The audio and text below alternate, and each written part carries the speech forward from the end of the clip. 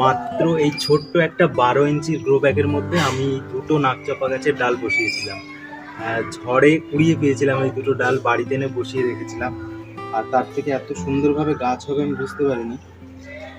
ফুল অনেক ফোটে, এখনো কুড়ি আছে। এই বর্ষায় একটু ফুলটা কমে গেছে।